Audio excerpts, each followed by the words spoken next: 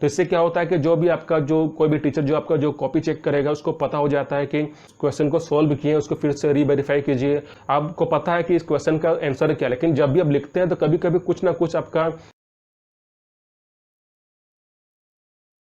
कोई भी आप एग्जाम का पेपर आप दे रहे हैं तो सबसे पहले आपको ये समझना है कि आपको कितना पता है और कितना नहीं पता है। जैसे कि मान लीजिए कोई भी आप सब्जेक्ट का पेपर दे रहे हैं तो सबसे पहले आपको समझना पड़ेगा कि जब भी आप अपियर करते हैं तो आपको एक रिवीजन करने का टाइम मिलता है, मतलब कि आपको 15 मिनट आपका समय मिलता है कि उस 15 मिनट आपको क्या करना है कि आपको सारा क्वेश्चन को आपको रीड करना है और जो भी आपको पहले से पता है उसको आपको याद कर लेना है या समझ जाना है या फिर उसको आप अपना फोकस में लेकर आ जाइए। फिर जैसा फिर आप लिखने के लिए जब स्टार्ट करते हैं तो सबसे पहले आपको क्या करना है कि वही आप सवाल को सॉल्व कीजिए जो आपको पहले से पता है। जैसे कि फॉर एग्जांपल अगर मान लीजिए आपको क्वेश्चन नंबर 1 आपको नहीं पता है तो अब ऐसा नहीं है कि आप क्वेश्चन नंबर 1 से स्टार्ट करेंगे क्योंकि आपको नहीं पता है। अगर मान लीजिए आप क्वेश्चन नंबर 6 आपको पता है तो आप क्वेश्चन नंबर 6 को ही आप फिर आप स्टार्ट कीजिए और क्वेश्चन नंबर जो 6 होता है उसको भी सॉल्व कीजिए। अब ऐसा नहीं है कि मान लीजिए क्वेश्चन नंबर 1 आपको नहीं पता है तो कुछ भी आप लिख दे रहे हैं या फिर आप मतलब उसको रफ वर्क आप कर दे रहे हैं। इससे क्या होता है कि आपका इंप्रेशन आपका खराब हो जाता है। कोई भी क्वेश्चन नंबर कोई भी आता है तो उसको पहले आप सॉल्व कर लीजिए और बहुत अच्छा से उसको लिखिए और ज़्यादा जितना आप अच्छा से लिखेंगे उतना अच्छा आपका इंप्रेशन बनता है। और मान लीजिए कोई भी कॉपी चेक करेगा तो उससे क्या होता है कि आपको अच्छा मार्क्स मिलेगा। अगर मान लीजिए जो पहले से आपको पता है उसको अगर आप मेंशन करेंगे अपना आंसर शीट में तो उससे क्या होता है आपका अच्छा इंप्रेशन बनता है। जब आपका पूरा आंसर आपका पूरा कंप्लीट हो जाएगा, जो जो आपको पता है वो पहले आप अटेम्प्ट कर लेते हैं, उसके बाद जो आपको नहीं पता फिर उसको आप सॉल्व कीजिए। अब जो आपको नहीं पता उसको छोड़ना नहीं है, क्योंकि अगर मान लीजिए उस क्वेश्चन को भी आप छोड़ देते हैं तो फिर आपको ऐसा ही आपका मार्क्स तो कटना ही है। तो इसीलिए अगर मान लीजिए कोई भी क्वेश्चन आप सॉल्व करते हैं चाहे आपको पता हो या ना हो फिर भी आपको सॉल्व करना है। इससे क्या होता है कि कुछ तो मार्क्स आपको मिल ही जाएगा। जैसे फॉर एग्जांपल अगर आपको 4 मार्क्स का या 3 मार्क्स का है, अगर मान लीजिए उस क्वेश्चन को आप अटेंड करते हैं तो कम से कम आपको 1 मार्क्स या तो 1.5 आपको मिल ही जाएगा। तो इसीलिए आपको क्या करना है कि अगर मान लीजिए जो भी आपको आता है उसको तो आप पहले ही लिख दिए और जो आपको नहीं आता है उसको आपको छोड़ना नहीं है। जैसे कि मान लीजिए आप उस क्वेश्चन को आप छोड़ देते हैं तो इसमें क्या होता है कि आपका एक कंफर्म हो जाता है आपको मार्क्स नहीं मिलेगा। लेकिन अगर मान लीजिए उस क्वेश्चन को अगर अटेम्प्ट करते हैं कुछ भी आप लिख देते हैं तो हो सकता है कि कुछ ना कुछ आपको मार्क्स उसमें मिल ही जाएगा। जैसे कि मान लीजिए फिजिक्स में आपको कुछ क्वेश्चन आपको पता नहीं, अब ऐसा नहीं है कि उस क्वेश्चन को आप छोड़ देना है। आप क्या कर सकते हैं उस क्वेश्चन को आप अटेंड कर सकते हैं। जैसे फॉर एग्जांपल आप कुछ कॉन्सेप्ट लिख सकते हैं या फिर कुछ आप डायग्राम बना सकते हैं या फिर आप फॉर्मूलाज उसमें आप मेंशन कर दीजिए। जैसे कि फॉर एग्जांपल क्वेश्चन में बहुत सारा आपका वैल्यू रहता है, उस वैल्यू को आप रिपीट कर दीजिए, फिर से आप लिख दीजिए, उससे क्या होगा मेंशन कर दीजिए। इससे क्या होता है कि कुछ ना कुछ आपको मार्क्स मिल जाएगा। अब ऐसा नहीं है कि सिर्फ आपको वैल्यू ऐड करना है। जैसे कि मान लीजिए कोई जो फॉर्मूलाज आपको पता है तो उसके हिसाब से वो फॉर्मूलाज आप लास्ट में आप लिख दीजिए।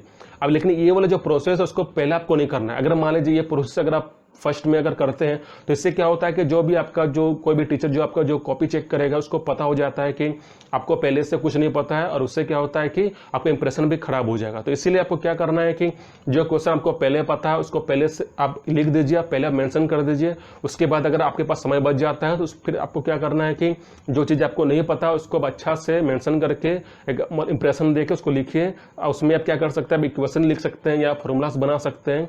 जैसे कि फॉर एग्जांपल अगर मान लीजिए इंग्लिश का पेपर है तो आप कोई भी पैराग्राफ लिख सकते हैं या आप कोई भी कॉन्सेप्ट लिख सकते हैं, या फिर अगर मान लीजिए संस्कृत का अगर पेपर है तो फिर कुछ भी आप लिख सकते हैं संस्कृत में, या हिंदी का पेपर है तो कुछ ना कुछ आप निबंध या स्टोरी आप लिख ही सकते हैं। अब इससे क्या होता है कि जैसे कि अगर मान लीजिए अगर आप कुछ भी नहीं लिखेंगे तो ये तो कन्फर्म है आपको मार्क्स नहीं मिलेगा। लेकिन अगर कुछ ना कुछ अगर आप लिखते हैं, अगर मान लीजिए वो क्वेश्चन आपका 4 मार्क्स का कैरी करता है तो हो सकता है आपका 1.5 या 1 मार्क्स आपको मिल ही जाएगा। तो इससे क्या होता है कि कुछ ना कुछ आपको मार्क्स मिल ही जाएगा। हम बहुत सारा हम लोग आंसर शीट में क्या करते हैं, हम लोग रफ वर्क भी करते हैं। अब देखिए रफ वर्क आप मार्जिन खींच के राइट साइड में मत कीजिए, क्योंकि रफ वर्क आप राइट साइड में करेंगे तो उससे क्या होता है कि आपका इंप्रेशन तो खराब हो जाता है।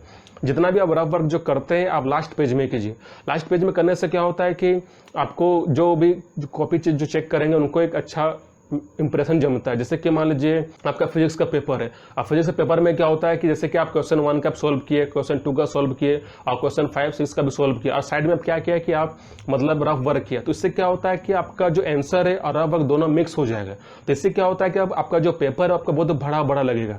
तो इसलिए आपको क्या करना है कि आपको जो रफ वर्क है वो आपको साइड में आपको नहीं करना है, आपको लास्ट पेज में आपको करना है। अगर आप रफ वर्क आप लास्ट पेज में करते हैं तो फिर आप जो भी आंसर आप लिखते हो वो आपका क्लीन रहता है, मतलब नीट एंड क्लीन रहता है, और इससे क्या होता है कि आपका इंप्रेशन भी आपका अच्छा जमता है। जितना भी आप आंसर शीट में जितना भी आप क्वेश्चन को अटेम्प्ट करेंगे, कोई भी आंसर का अटेम्प्ट करते हैं, तो आपका जितना भी जो रफ वर्क है वो आप लास्ट पेज में कीजिए, और जो भी आंसर है उसको आप अच्छा से लिखिए, लेकिन राइट साइड में आपको स्पेस आपको रखना है। उससे क्या होता है कि अगर मान लीजिए बहुत ही खाली खाली रहेगा और ऊपर से वो अच्छा लगेगा, उससे क्या होता है क्या थोड़ा अच्छा भी दिखता है, इंप्रेशन में जमता है। जैसे कि मान लीजिए आप मतलब आंसर भी सॉल्व किए हैं, लेकिन उसका राइट साइड में क्या किए, आप रफ वर्क भी किए, तो इससे क्या होता है पेज आपका बड़ा बड़ा दिखता है। और जब भी आपका पेज बड़ा बड़ा दिखेगा तो हो सकता है कि जो आपका जो कॉपी जो चेक करेंगे उनको साथ कंफ्यूज हो जाएगा कि कौन सा आपका इक्वेशन है, कौन सा नहीं है। अगर मान लीजिए रफ वर्क जो भी आप किए हैं, अगर वो थोड़ा सा भी अगर आप आंसर से आपका मिक्स हो जाएगा, तो फिर हो सकता है कि आपका जो मार्क्स है वो आपको अच्छा ना मिले।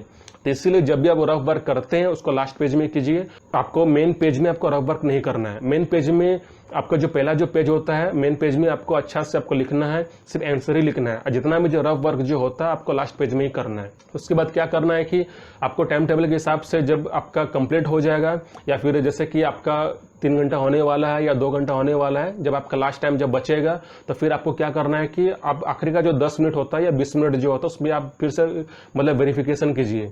जितना भी आप क्वेश्चन को सॉल्व किए उसको फिर से रीवेरीफाई कीजिए। आप मतलब कंफर्म कीजिए कि जो भी हम सवाल जो अटेम्प्ट किए हैं वो सही है कि नहीं सही है।